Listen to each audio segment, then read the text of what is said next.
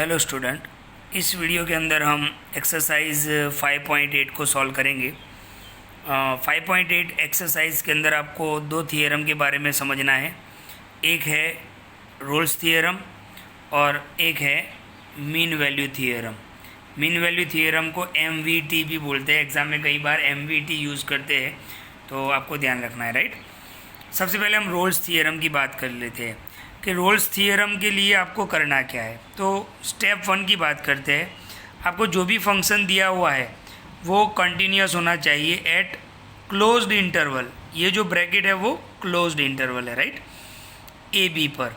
अच्छा, कंटिन्यूटी कैसे चेक करना है तो हमने एक्सरसाइज 5.1 में देखा है, राइट। तो पहला स्टेप आपका क्या होना चाहिए कि भाई रोल्स थियरम के लिए एक तो फंक्शन कंटिन्यूस होना चाहिए। अच्छा, ये क्लोज्ड थियरम है, क्लोज्ड ब्रैकेट है, इसका मतलब क्या होता है, जैसे यहाँ पे दिया हो कि 2 4, तो क्लोज्ड ब्रैकेट का मतलब क्या होता है, 2 4 भी लेना है और उसके बीच की वैल्यू भी आपको लेनी है। तो आप कंटिन्यूटी 2 पर भी चेक कर सकते हो, कंटिन्यूटी 4 पर भी चेक कर सकते हो, और इन बिटवीन यानी 2 और 4 के बीच में कौन आएगा, 3, तो आप कंटिन्यूटी 3 पर भी चेक कर सकते हो। तो रोल्स थियरम के लिए पहला कंडीशन क्या होगा, फंक्शन कंटिन्यूस होना चाहिए, राइट। सेकेंड स्टेप क्या होता है कि फंक्शन इज़ डिफरेंशिएबल। हमने 5.2 के अंदर देखा था, दो ही सम थे। आप ध्यान से एक बार, अगर आप भूल गए हो तो उसको ध्यान से देखो, लेफ्ट हैंड डेरिवेटिव और राइट हैंड डेरिवेटिव, राइट। इस मेथड से हमने देखा था। तो आपका जो फंक्शन है वो डिफरेंशिएबल होना चाहिए eight open bracket AB। Open bracket, ये ओपन ब्रैकेट होता है, जैसे यहाँ पे दिया हुआ है 4 6, तो इसका मतलब क्या होता है कि 4 और 6 नहीं लेना है आपको, खाली बीच वाली वैल्यू लेनी है, राइट। तो ये दोनों स्टेप आपके क्लियर होनी चाहिए। और third step FA is equal to FB होना चाहिए। अब ये A और B क्या है, मान लो कि आपको ये 2 और 4 दिया हुआ है, तो ये जो 2 है वो A होगा और ये जो 4 है वो B होगा। तो FA is equal to FB होना चाहिए। तो रोल्स थियरम के लिए ये तीनों वैल्यू, तीनों स्टेप आपके सेटिस्फाई होने चाहिए, तो ही आप आगे सम कर सकते हो। अगर ये तीनों में से आपको एक भी नहीं मिल रहा है तो आप डायरेक्ट लिख सकते हो कि Rolle's theorem can not be applied, right. लेकिन आपको तीनों कंडीशन अगर यहाँ पर सेटिस्फाई हो रही है तो आपको जो C मिलेगा, ध्यान रखो रोल्स थियरम में हमें C की वैल्यू फाइंड करनी होती है। C बिलोंग्स टू क्या होगा, ओपन ब्रैकेट AB, यानी ये जो 4 और 6 है उसके बीच की वैल्यू आपको C का आंसर मिलेगा। तो यहाँ पर छोटा सा एक फॉर्मूला है कि रोल्स थियरम अगर ये तीनों कंडीशन सेटिस्फाई हो जाती है तो आपको F' इज इक्वल टू क्या लेना है, 0 लेना है। ओके, इसको ज़्यादातर हम सम के अंदर समझेंगे तो आपको अच्छे से समझ में आएगा। ओके, एक और बात बता दूं मैं आपको, जो पोलिनोमियल होते हैं और ट्रिग्नोमेट्रिक फंक्शन होते हैं वो कंटिन्यूस भी होते हैं और डिफरेंशिएबल भी होते हैं, राइट। अगर आपको पोलिनोमियल या कोई ट्रिग्नोमेट्रिक फंक्शन दिया होता है तो आप डायरेक्ट लिख सकते हो, आपको प्रूव करने की ज़रूरत नहीं है। लेकिन उसके अलावा अगर आपको कोई फंक्शन दिया है तो 5.1 के अंदर हमने देखा था कंटिन्यूटी कैसे चेक करते हैं। कंटिन्यूटी कैसे चेक करते हैं तो LHL is equal to RHL वाला मेथड था वो, और डिफरेंशिएबल के लिए LHD और RHD सॉल्व करेंगे। एक सम मैं आपको सॉल्व करके बता देता हूँ, ध्यान से देखो। 5.8 का क्वेश्चन नंबर 1, वीडियो को बिल्कुल ध्यान से देखिए, बहुत इंपॉर्टेंट क्वेश्चन है एग्जाम में। रोल्स थियरम या तो मीन वैल्यू थियरम से एक सम 100% पूछते हैं। Verify Rolle's theorem for the function आपको दिया हुआ है x belongs to closed bracket -4 and 2। Okay, तो आप देख सकते हो कि दिस इज पोलिनोमियल। ओके, इसको हम क्वाड्रेटिक पोलिनोमियल बोल सकते हैं क्योंकि हाईएस्ट पावर कितना है, 2 है। ये हमने स्टैंडर्ड 9 में पढ़ा था।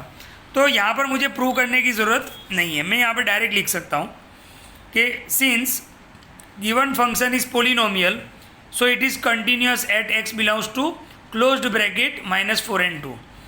तो continuous तो हो गया। since given function is polynomial it is also differentiable at x belongs to open bracket।